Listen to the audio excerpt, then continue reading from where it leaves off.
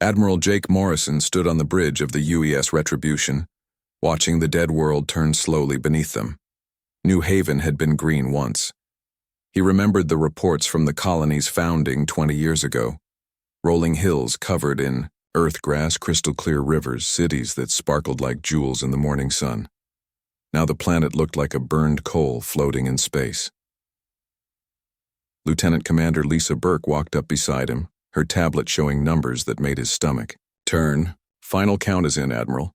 2.3 million dead. No survivors found in the major population centers. Morrison nodded but said nothing. He had seen war before. He had seen planets bombed and cities destroyed. But this was different. This was not war. This was something else entirely. Sir, Captain Miller is requesting permission to continue the surface search, Burke said. Tell him yes. Keep looking. Morrison knew they would not find anyone alive. The Zephyrian attack had been too thorough, too complete. But he had to be sure. He owed the families back on Earth that much. The comm system crackled to life. Admiral, this is Miller. You need to see this. Morrison and Burke took a shuttle down to the planet's surface. The city of New Hope had been the colony's capital, home to 500,000 people. Now it was a crater of melted glass and twisted metal. The air still smelled of burning 3 days after the attack. Captain Ryan Miller met them at the landing site. His face was grim, his uniform dirty from searching through the ruins. Over here, sir. We found the security center. Some of the recordings survived. They walked through streets that no longer existed. The buildings had been reduced to rubble, but Morrison could still see traces of the life that had been here. A child's bike, melted but recognizable. A street sign pointing toward the school district. A fountain that had once been the center of the town square, now filled with debris. The security center was a reinforced building that had partially survived the bombardment. Miller led them through the broken entrance to a room where several Marines were working at damaged computer terminals. We managed to recover about 6 hours of footage from the day of the attack, Miller said. He activated a wall screen that flickered to life. The recording showed the main street of New Hope on a normal morning. People were walking to work. Children were playing in the parks. Vendors were setting up their stalls in the market square. It looked peaceful, ordinary, safe. Then the ships appeared in the sky. Morrison watched as the Zephyrian fleet dropped out of hyperspace directly above the city. 12 massive warships, their hull markings clearly visible. This was not some rogue attack by pirates or rebels. This was the official military of the Zephyrian Empire. The attack began immediately. Plasma cannons opened fire on the residential districts first. Not the military base outside the city, not the spaceport, not the government buildings. The neighborhoods where families lived. Morrison's hands clenched as he watched people running in panic through the streets. Parents carrying children, elderly, couples helping each other, teenagers trying to reach their families. The plasma beams cut them down without discrimination. Keep watching, Miller said quietly. The recording shifted to another camera, this one showing the central hospital. Morrison saw the large red cross painted on the roof, the symbol that marked it as a medical facility under Galactic law.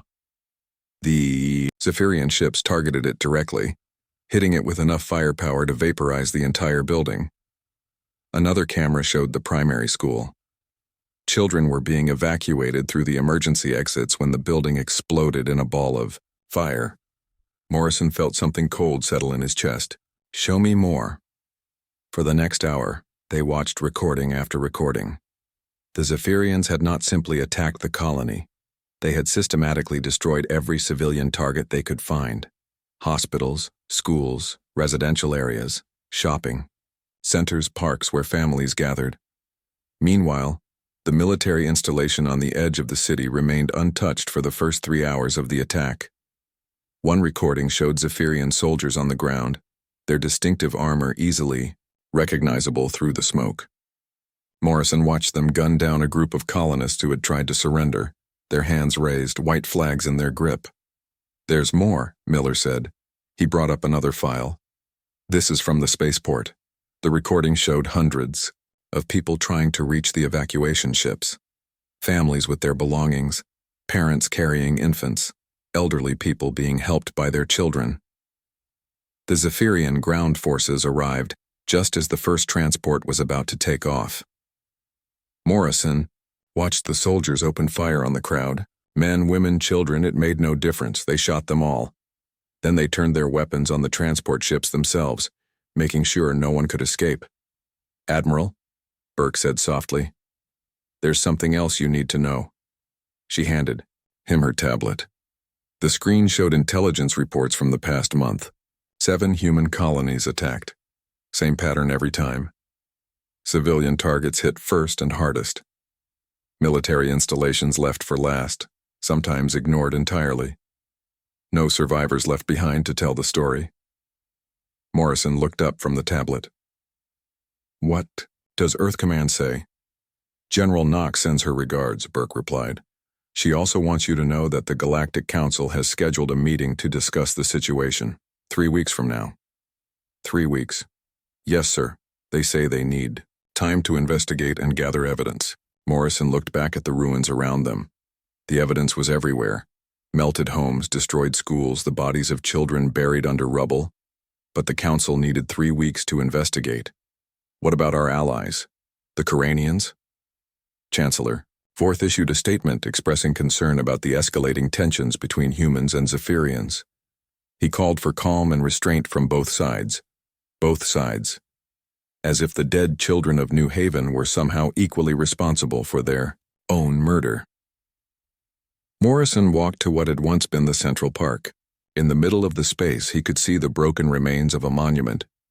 It had been a statue honoring the first human explorers who had ventured into deep space, the brave men and women who had opened the galaxy to human expansion. The statue was gone now, reduced to scattered metal and stone. But Morrison could still read part of the inscription on the base. They reached for the stars so their children could walk among them in peace. Morrison stood there for a long time, looking at those words. Around him, his Marines continued their search through the ruins, looking for survivors they knew they would never find. Above them, the Retribution waited in orbit, one ship against an empire that had the protection of the entire galactic community. He pulled out his communicator and opened a secure channel to Earth Command. "General Knox, this is Morrison." "Admiral, what's your assessment?" Morrison looked around him one more time. At the destroyed homes, the burned schools, the melted playground equipment where children had played just days ago. "Ma'am, diplomacy is dead. Send me the real fleet." There was a pause. Then Knox's voice came back, quiet but firm. "I was hoping you wouldn't say that, Jake. But I understand. Come home. We have work to do." Morrison closed the channel and looked up at the darkening sky. Somewhere out there, the Zephyrian Empire was celebrating another successful operation. Somewhere else, the Galactic Council was preparing to spend 3 weeks discussing evidence that was already written in blood and ash across 7 dead worlds. They thought humans would accept this. They thought humans would bow their heads and accept their place in a galaxy where some lives mattered and others did not. They were about to learn how wrong they were. Ambassador Helen Carter walked through the corridors of Nexus Prime Station, her footsteps echoing in the vast halls built for beings much larger than humans. The Galactic Council chambers rose before her like a cathedral, its walls reaching up into shadows where the ancient architects had carved symbols of 47 different species. She carried with her a briefcase containing evidence that should have ended the Zephyrian Empire's membership in the Council within hours. Video recordings, sensor logs, survivor testimonies from the few who had escaped the attacks on other colonies. The proof was overwhelming, undeniable, and horrific. The chamber doors opened with a deep rumble that seemed to shake the station itself. Inside, representatives of 47 species waited in their designated sections. The ethereals floated in their crystal pods near the ceiling, ancient beings whose minds had guided galactic civilization for thousands of years. The insectoid Vex clustered in their hive section, clicking and buzzing in their private language.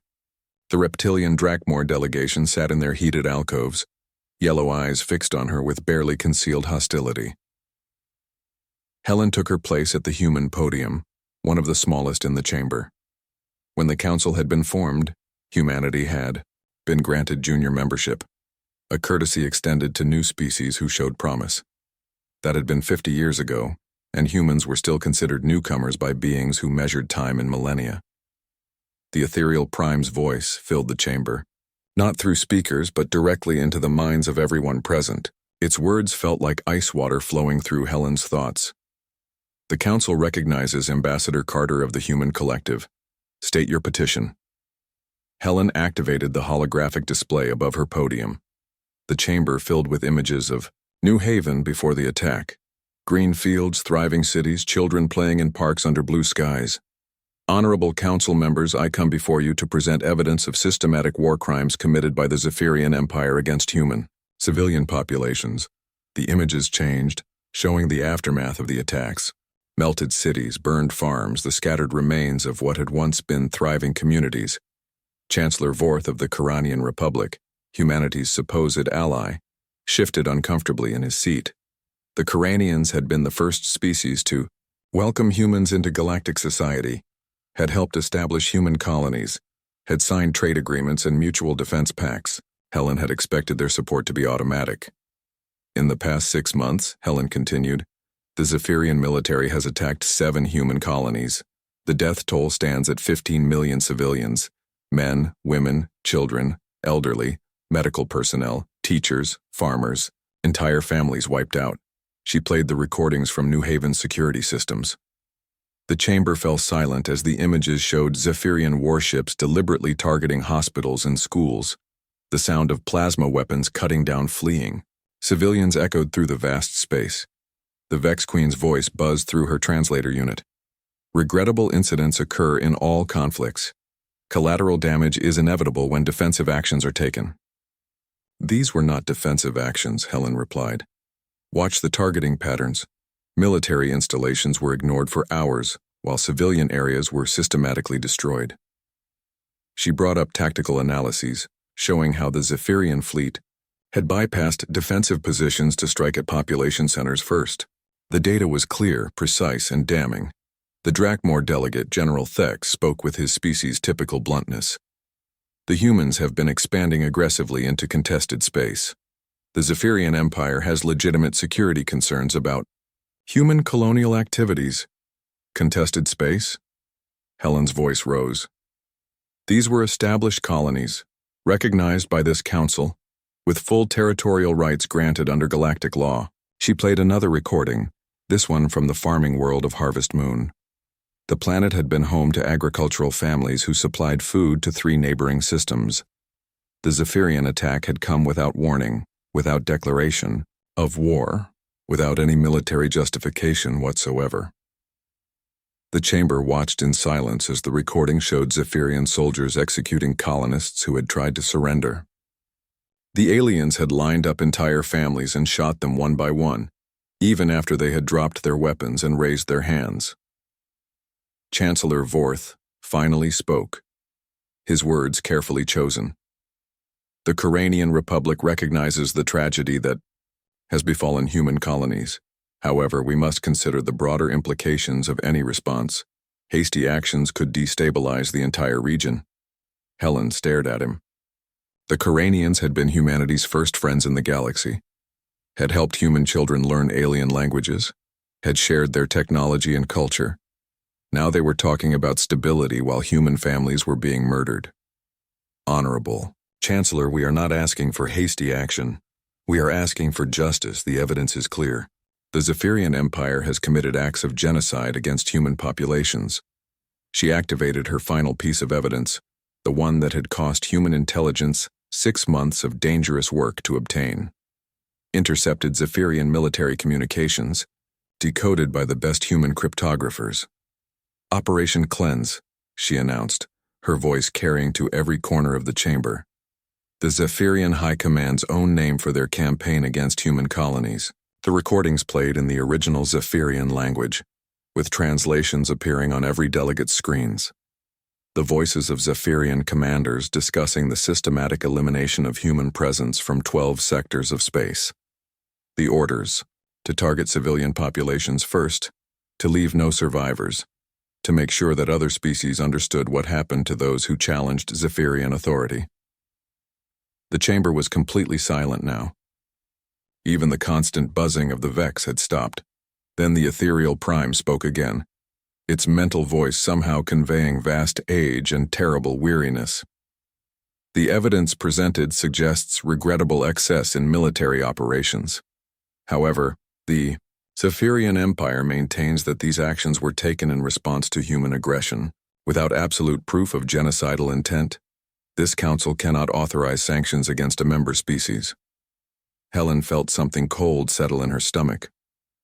Absolute proof? Honorable Prime, you have just heard their own military commanders discussing the deliberate targeting of civilian populations. Military communications can be misinterpreted. Cultural differences in language create ambiguity.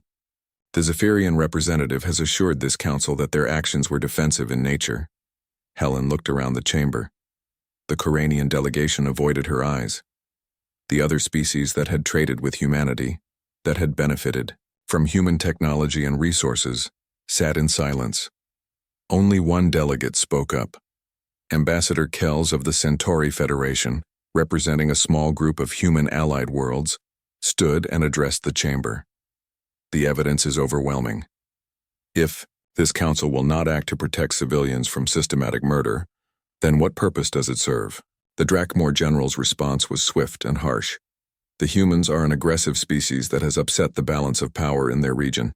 Perhaps they need to learn that actions have consequences. Consequences? Helen's voice cut through the chamber like a blade. The consequence of building schools is having them bombed. The consequence of growing food is having your farmers executed. She played one final recording, this one from a medical station where human doctors had been treating refugees from the first attacks. The Zephyrians had destroyed the station, killing not just the human medical staff but also the alien refugees they had been treating. The vote was called 20 minutes later. The chamber's ancient voting system, unchanged for millennia, displayed the results on screens throughout the room. 46 species voted to abstain. 1 species voted for sanctions against the Zephyrian Empire. The motion failed. Helen stood, at her podium, looking at the results. 46 abstentions. Not even the Coranians had voted with humanity. They had chosen neutrality over justice, politics over principle. As the council session ended and the delegates began filing out, Chancellor Forth approached her. His expression was apologetic but firm. Helen, you must understand our position. The Coranians cannot afford to alienate the Zephyrian Empire. Our trade routes depend on their cooperation. We sympathize with human losses, but we must think of our own people first. Helen looked at this being who had once welcomed her into his home, who had taught her about galactic culture, who had called humans brothers and sisters in the community of civilized species. 15 million dead, she said quietly. And you're worried about trade routes. Forth's face showed genuine regret, but his words remained unchanged. I am sorry, Helen, truly. But this is bigger than human concerns.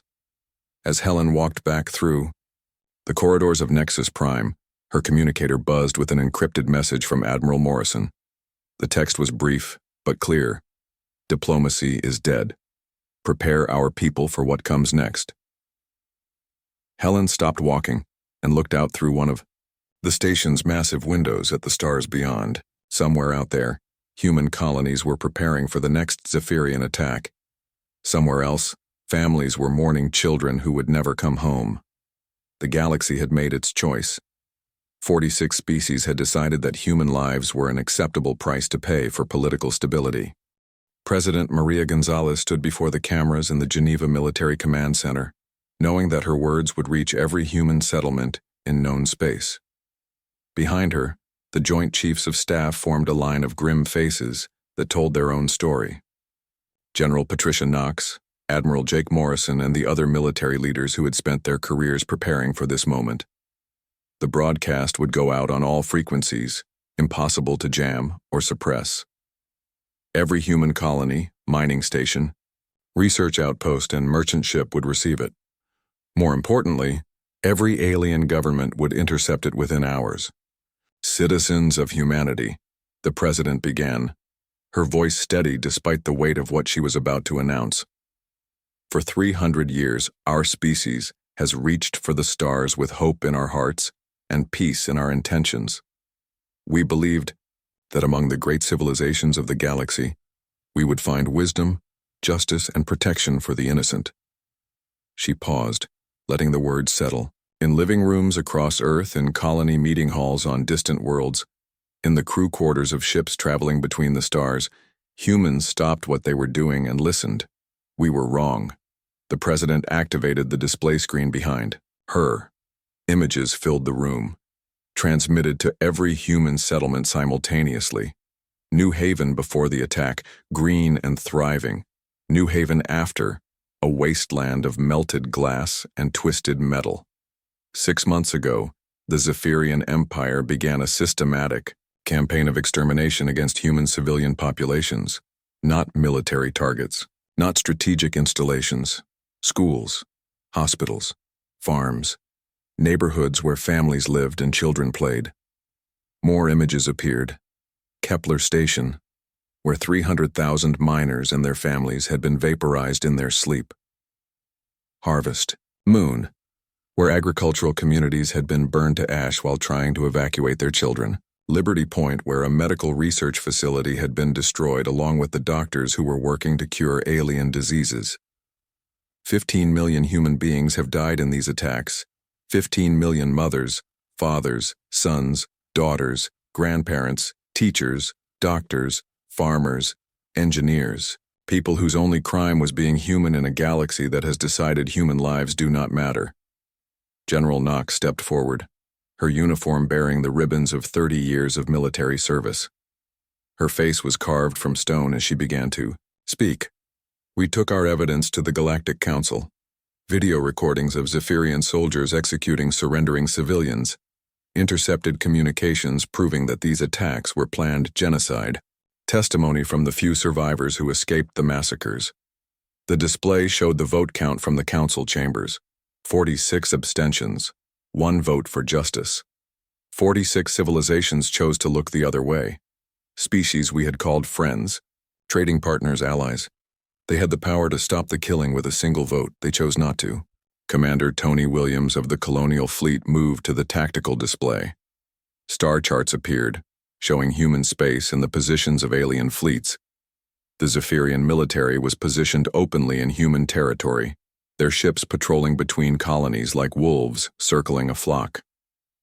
The Zephyrian Empire has positioned 8 battle fleets in human space, Williams reported. They are preparing for the next phase of their operation.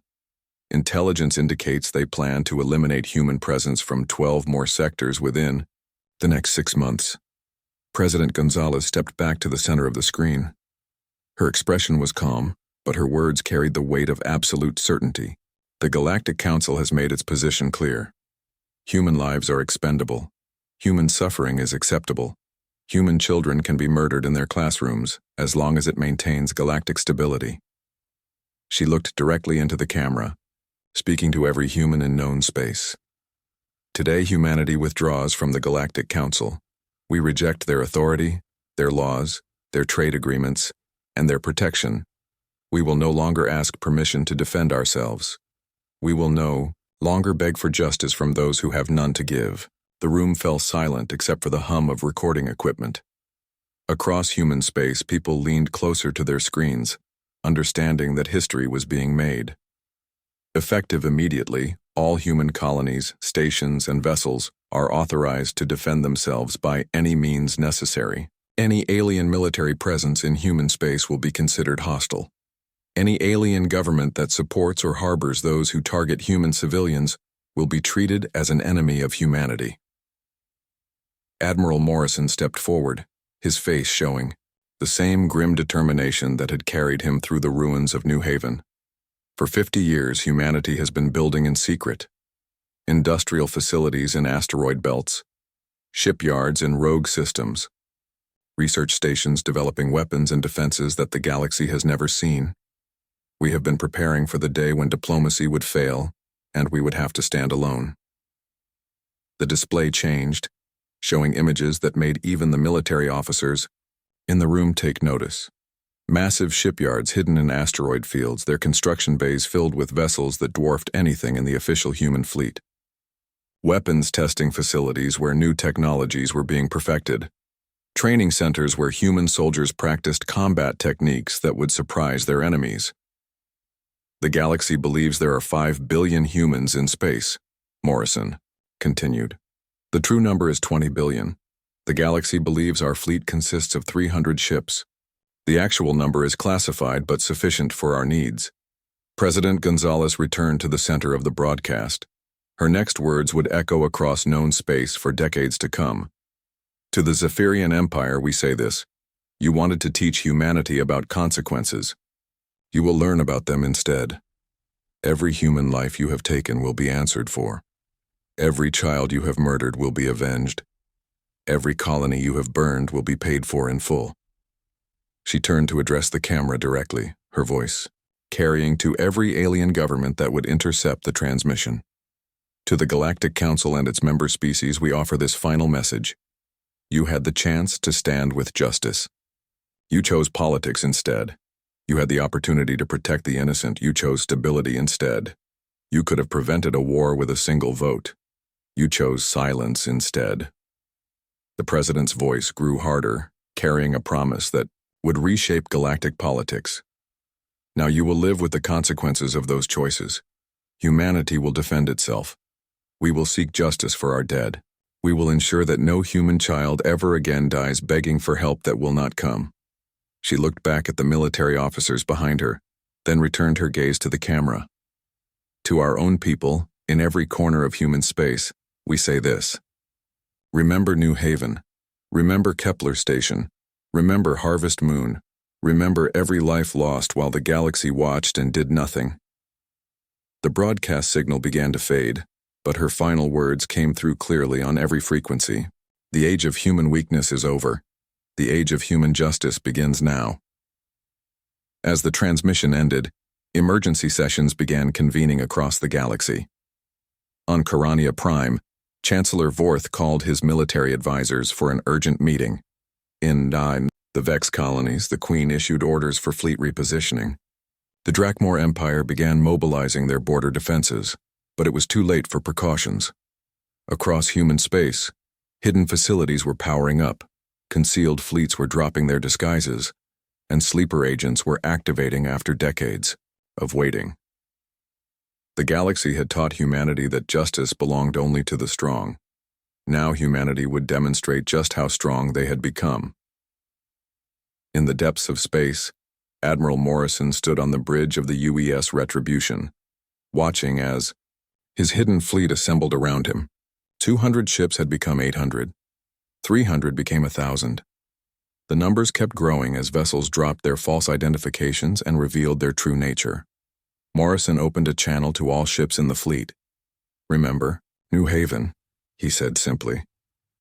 The response came back from 1,000 captains, their voices united in purpose. Remember New Haven. No mercy.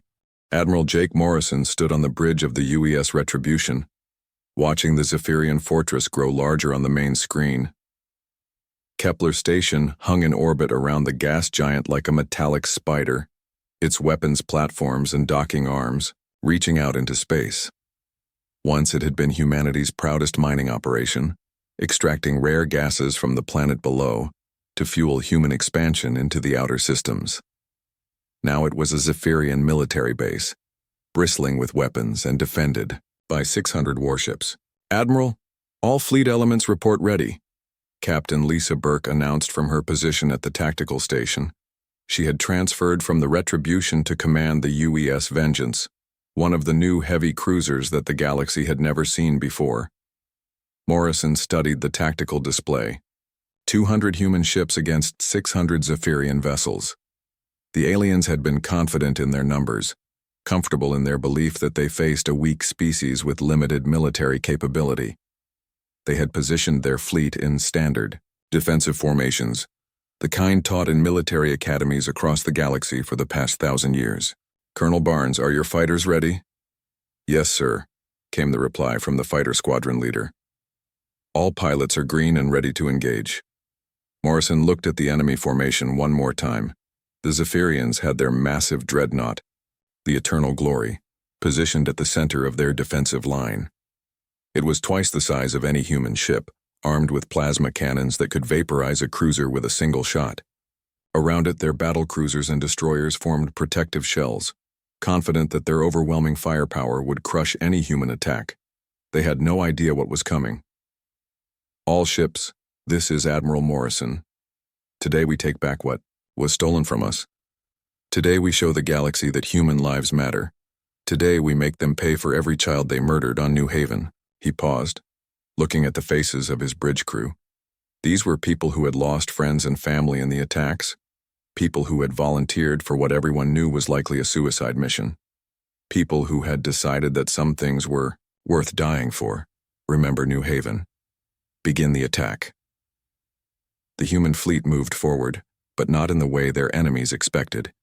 Instead of forming traditional battle lines, the ships scattered into small groups, using the asteroid field around the gas giant as cover. The Zephyrians adjusted their formation, trying to track multiple targets instead of a single fleet.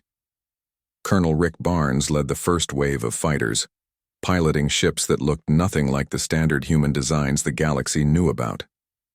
These were sleek, angular craft built in secret facilities, powered by fusion cores that human engineers had been perfecting for decades. They moved faster than anything the Zephyrians had faced before, darting between asteroids and launching attacks from unexpected angles. The enemy's first response was predictable. Their heavy ships began firing plasma salvos at the asteroid field, trying to destroy the cover the humans were using. But the human fighters were already gone, having struck their targets and moved to new positions before the counterattack arrived. Enemy flagship is taking damage to its port weapons array, Burke reported from the Vengeance. Fighters are hitting their weak points.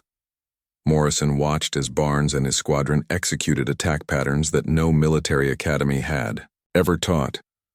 They used the asteroids not just for cover but as weapons, nudging large rocks into collision courses with enemy ships. They coordinated their attacks with a precision that surprised even Morrison himself, hitting the same target from multiple directions simultaneously. The Zephyrian fleet began to respond more aggressively. Their smaller ships broke formation to chase the human fighters, but this was exactly what Morrison had been waiting for. All heavy units commence main attack, target their scattered elements. The human battlecruisers emerged from behind the larger asteroids, their weapons all ready, charging. But these were not the plasma cannons or energy beams that dominated galactic warfare. These were kinetic weapons, rail guns that fired solid projectiles at significant fractions of light speed. The first Zephyrian destroyer to get hit simply came apart. The kinetic round punched through its shields like they were not there, tore through its hull from bow to stern, and left nothing but expanding debris where a warship had been seconds before. My God, someone whispered on the bridge. It works. Morrison had seen the weapons tests, but watching them work in real combat was something else entirely. The Zephyrian ships had shields designed to deflect energy weapons, but they were useless against solid matter moving at such incredible speeds. The enemy fleet began to pull back, trying to reform their defensive lines. But the human ships were not giving them time. Captain Burke led a group of cruisers in a direct assault on the Eternal Glory, while other human vessels continued to pick apart the scattered Zephyrian formation. Admiral, we're getting a transmission from the enemy flagship, the communications officer reported. Put it through.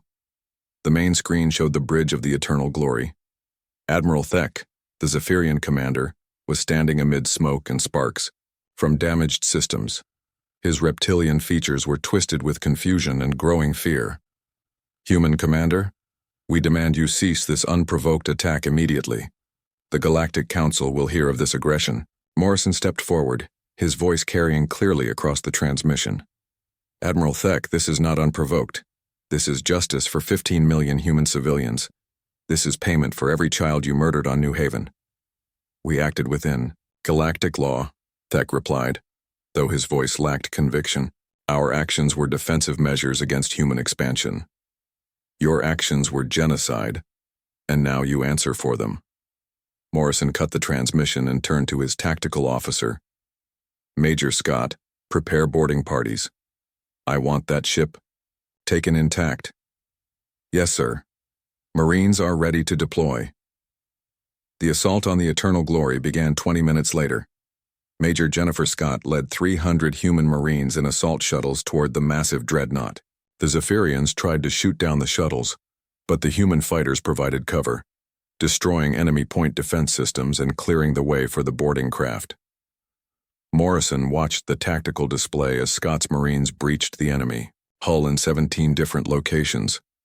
The fighting inside the ship was brutal and close quarters, exactly the kind of combat that humans had been training for since their species first learned to fight.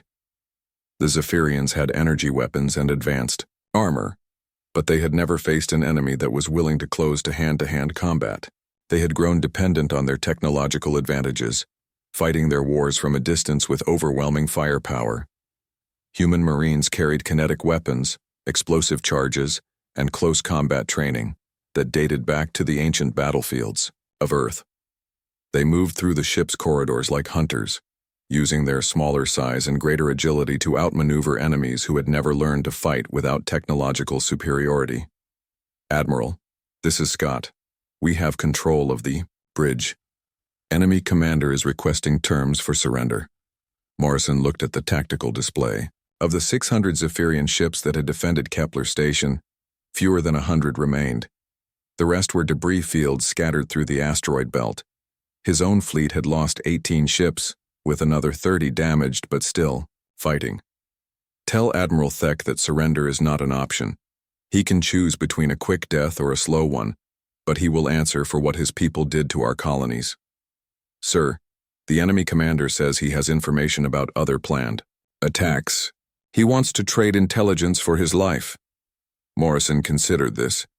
Information about future Zephyrian operations could save human lives, but it would also mean letting a war criminal live. Bring him to me, under guard. If he provides useful intelligence, he can spend the rest of his life in a human prison instead of dying today. The battle for Kepler Station ended 4 hours after it began. The human fleet held the space around the gas giant.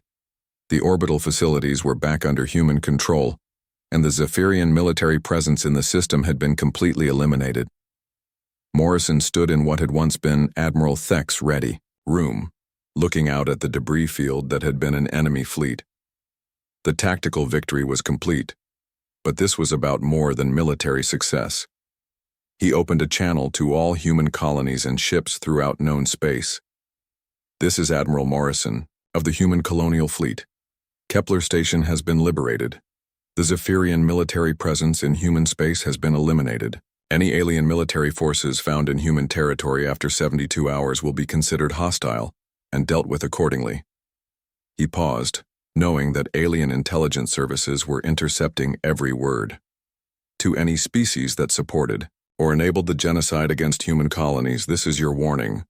We know who you are, we know where you are, and we are coming. As the transmission ended, Morrison looked at the tactical reports flowing in from other human fleets. Similar attacks were being launched across human space, hitting every Zephyrian installation, every enemy base, every alien military presence that had been positioned to continue the genocide. The galaxy was about to learn that humanity had been preparing for this day for 50 years. And now, that day had finally come. Defense Minister Grath of the Coranian Republic stared at the tactical reports scattered across his desk, his hands shaking as he read the numbers again. 600 Zephyrian ships destroyed, Kepler Station retaken, 18 human vessels lost. The math was impossible. No fleet should have been able to achieve those results against such overwhelming odds. Yet the evidence was right there in front of him, confirmed by 3 different intelligence sources. How? He asked the room full of military advisors. How did they do this? General Koss, his senior tactical officer, pulled up holographic displays showing the battle data. Sir, their ships moved faster than our projections indicated. Their weapons hit harder. Their coordination was perfect, But most importantly, they fought nothing like we expected. The display showed the human attack patterns.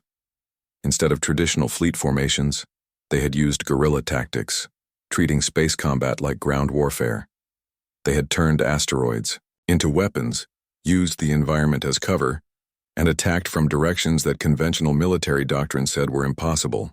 They prepared for this, Grath realized, for years, maybe decades. More reports flooded in. Similar human attacks were happening across 12 star systems. Every Zephyrian military installation in human space was under assault. The pattern was the same everywhere. Overwhelming human victories against forces that should have crushed them. On Nexus Prime Station, the Galactic Council chambers erupted in chaos. The Vex Queen's buzzing rose to a screech as she demanded immediate military intervention. The Drakmor delegate roared for a full-scale response against the human rebellion. Smaller species huddled together, unsure whether to support their traditional allies or try to stay neutral. Chancellor Vorth sat in his seat, reading intelligence reports on his personal display. The numbers made his blood run cold. Human industrial capacity was 3 times larger than reported. Their population was 4 times the official count. Their military technology was 50 years ahead of what they had shown the galaxy. "They have been lying to us," he whispered to his aide. "About everything." The aide nodded grimly. "Sir, there's more. Our intelligence service has identified over 200 hidden human facilities in what we thought was empty space. Shipyards, weapons factories, training centers. Some of them have been operating for 30 years. Vorth felt sick. The Coranians had trusted humanity, had treated them as junior partners who needed guidance and protection. Instead, they had been building a war machine in secret while playing the role of grateful newcomers to galactic civilization. The ethereal prime's mental voice filled the chamber, carrying undertones of something that might have been fear. Emergency session will address the human situation. All member species will present updated intelligence assessments. For the next 6 hours, the Council listened to reports that painted an increasingly terrifying picture. Human technology that exceeded galactic standards, hidden fleets that numbered in the thousands, population centers that had been disguised as research stations for decades. But the most disturbing intelligence came from the Drakmor Empire. General Thek stood before the Council, his usual arrogance replaced by barely controlled panic. "Our deep space monitoring stations have detected massive fleet movements in human space. Not hundreds of ships, thousands, perhaps tens of thousands. We have severely underestimated their military capability." The chamber fell silent. The largest fleet in galactic history had been the Great Armada that ended the Vex-Drakmor War, numbering 3,000 ships.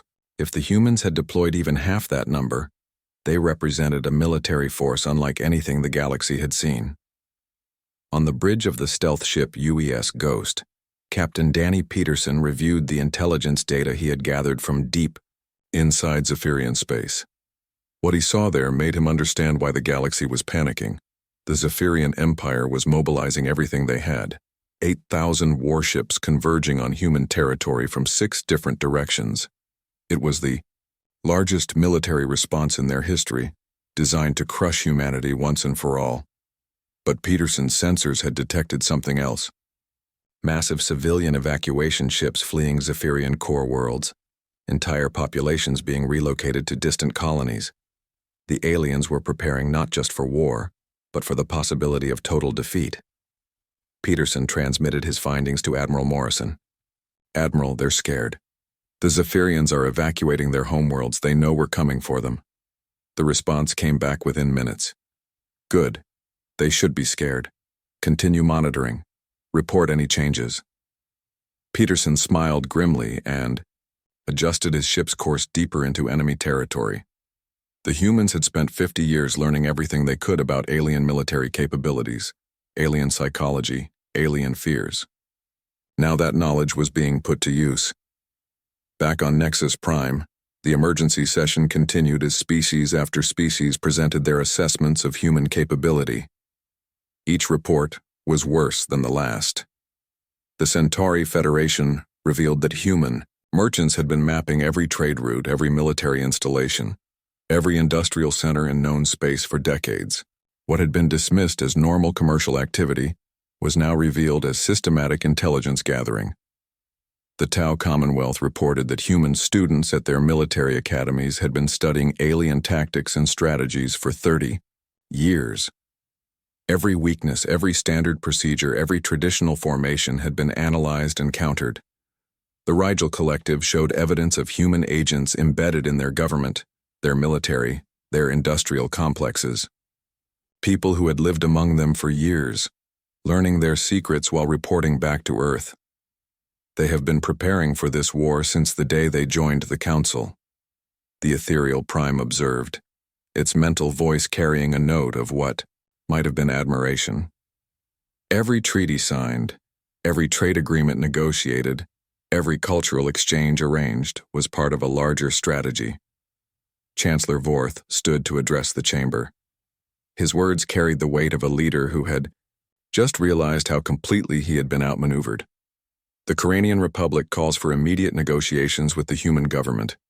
We propose a formal apology for the Council's failure to act against Zephyrian aggression, full reparations for human losses, and the establishment of humanity as a senior member of this Council. The Vex Queen's buzzing rose to an angry pitch. You would reward their deception and aggression? I would prevent a war that we cannot win, Forth replied simply. Look at the numbers. Look at what they accomplished at Kepler Station. Look at what our intelligence services are telling us about their true capabilities. We are facing a species that has been planning this conflict for half a century. The Drakmor delegate roared his disagreement. The Empire will not bow to human threats. We will crush their rebellion and restore order to the galaxy. With what? Vorth asked. Your fleets are positioned to defend against the threats you understood. The humans are attacking with technologies you did not know existed, using tactics you never prepared for from positions you did not know they held. As if summoned by his words, an alert signal filled the chamber. A priority transmission was coming in on all frequencies, impossible to block or suppress. The main display activated, showing Admiral Morrison standing on the bridge of a human warship. Behind him, displays showed tactical readouts of human fleets positioning throughout the galaxy. Members of the Galactic Council, Morrison began, his voice carrying to every world in known space. You are receiving this transmission because your governments have asked for negotiations. Some of you have offered apologies. Others have promised reparations. A few have even suggested granting humanity senior status in your organization. He paused, looking directly into the camera. You misunderstand the situation. We are not asking for your apologies. We are not requesting better treatment. We are not seeking a place at your table. The display behind him changed, showing human fleets moving toward alien territory. Not defensive formations, but invasion forces heading for every major alien world. You had 15 million chances to do the right thing. Every human death was an opportunity for justice that you chose to ignore. Every murdered child was a moment when you could have acted and chose not to.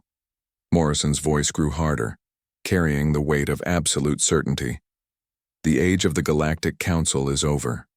The age of human justice has begun. You wanted to know what would happen if you ignored genocide. Now you get to find out. The transmission ended, leaving the council chamber in stunned silence. Within hours, every major alien government was attempting to contact Earth directly. Trade offers, territorial concessions, technology transfers, anything that might prevent what was clearly coming. But the human response was the same to every overture. You should have thought of that before our children started dying. The galaxy had taught humanity that justice belonged only to the strong. Now humanity was about to demonstrate just how strong they had become. The Zephyrian homeworld of Zelthara Prime hung in space like a dying star, its surface scarred by the orbital bombardment that had shattered its planetary defenses. Admiral Jake Morrison stood on the bridge of the UES Retribution, watching the final moments of a civilization that had chosen genocide as policy. 800 human ships surrounded the planet, their weapons trained on the last strongholds of Zephyrian resistance. The alien fleet that had once numbered in the thousands was now debris scattered across 12 star systems. The empire that had murdered 15 million human civilians was reduced to a single world, begging for mercy they had never shown to others. Admiral Colonel Foster reports that the planetary capital has surrendered, Captain Lisa Burke announced from her position at the communication station. Zephyrian High Command is requesting terms. Morrison looked at the planet below. Somewhere, down there, the aliens who had planned Operation Cleanse were cowering in their bunkers, finally understanding what it felt like to face extinction. The irony was not lost on him. Tell Colonel Foster to bring them up alive. All of them. The galaxy needs to see what justice looks like. 3 hours later, Morrison stood in the main hangar of the Retribution as Colonel Amanda Foster led her, Marines, through the airlock. Between them walked the surviving members of the Zephyrian High Command, their hands bound, their eyes filled with the same fear that human children had felt in their final moments on New Haven. General Vex, the architect of Operation Cleanse, looked smaller than Morrison had expected. Without his command armor and surrounded by human soldiers, he seemed like what he truly was, a war criminal facing judgment for his crimes. "You cannot do this," Vex said as he was led past Morrison. "We are prisoners of war. The Galactic Conventions protect us." Morrison followed the group to the ship's main courtroom, a space that had been added to human warships specifically for this moment. The Galactic Conventions protect soldiers who follow the laws of war. They do not protect those who murder civilians. The trials began immediately, broadcast live to every inhabited world in known space. For 3 days, the galaxy watched as evidence was presented, testimonies were given, and the full scope of Zephyrian war crimes was revealed to all. The recordings from New Haven played again, showing Zephyrian soldiers executing surrendering families. The intercepted communications revealing Operation Cleanse were read aloud in their original language. Survivors from the few who had escaped the massacres told their stories to a silent courtroom, but the most damaging testimony came from Vex himself. Under interrogation, he revealed that the genocide against humanity had been just the beginning. The Zephyrian Empire had compiled lists of other species they considered inferior, other civilizations that would have faced extermination once the human problem was solved. The Coranians were next, Vex admitted during his 3rd day of testimony. Then the Centauri Federation, then any species that failed to meet Zephyrian standards of genetic purity. Morrison watched from the gallery as the aliens' words were translated and broadcast across the galaxy. In the Coranian Republic, Chancellor Vorth was probably realizing that his neutrality during the human crisis had saved no one. The Zephyrians would have come for his people eventually. As the trials concluded, something unexpected began happening across known space. Species that had remained silent during the human genocide started examining their own relationships with the old power structures. The Coranian Republic formally withdrew from their defense pact with the Zephyrian Empire. The Centauri Federation requested human protection from more aggressive neighbors. Dozens of smaller species began reaching out to Earth, seeking alliance with the power that had proven capable of delivering justice. The Ethereal Prime, desperate to maintain the old galactic order, transmitted a final plea to the human fleet. The ancient being's mental voice carried across space to every human ship surrounding Zelthara Prime. "Admiral Morrison, the Galactic Council offers full reparations for human losses, territory, technology, resources beyond your current needs. The Zephyrian Empire will be dissolved. Their leaders will face permanent exile. The Council itself will be restructured to ensure human concerns are never again ignored."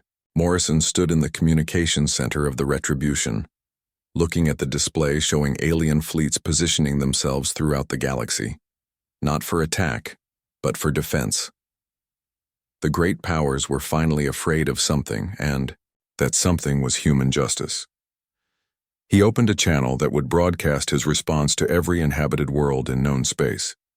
"Ethereal Prime, members of the former Galactic Council, citizens of all species who can hear this transmission," Morrison began.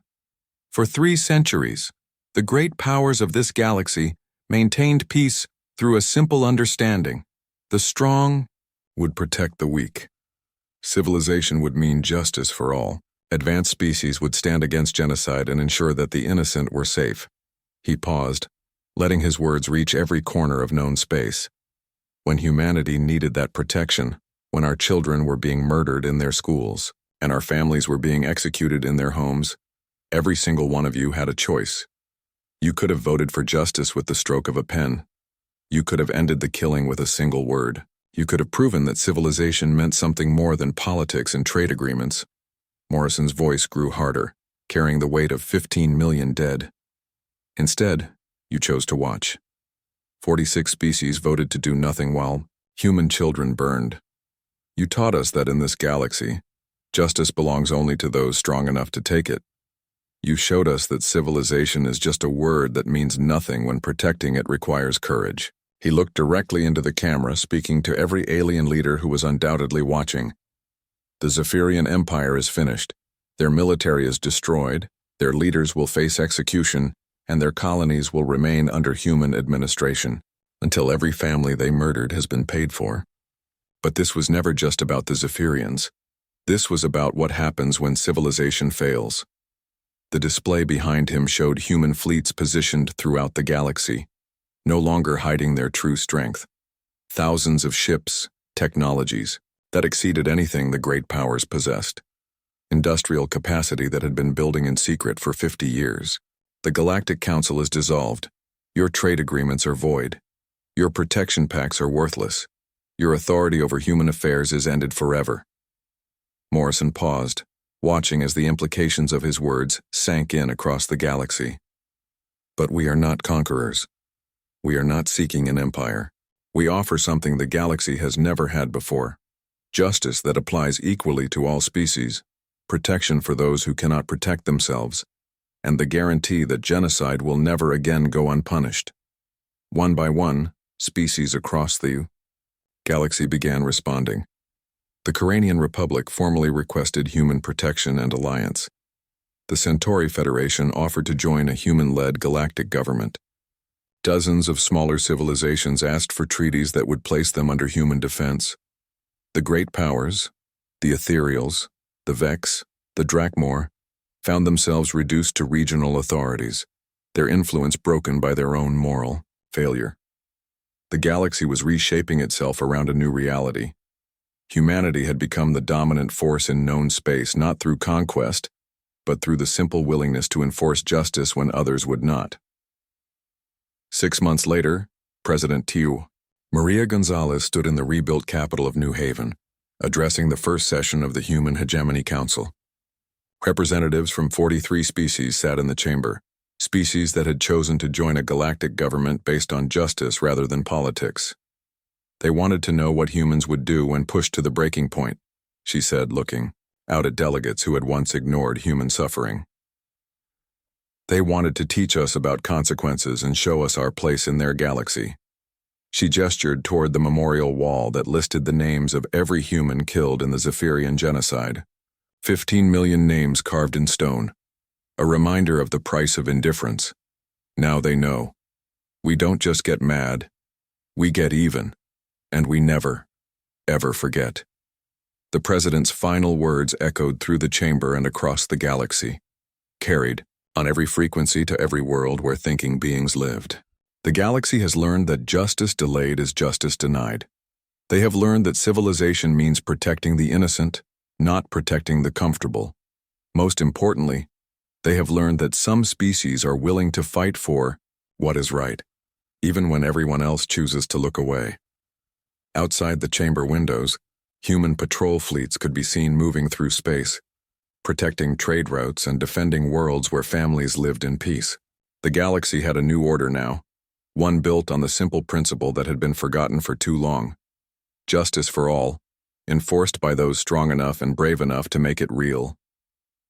The age of human weakness was over. The age of human justice would last as long as there were stars in the sky.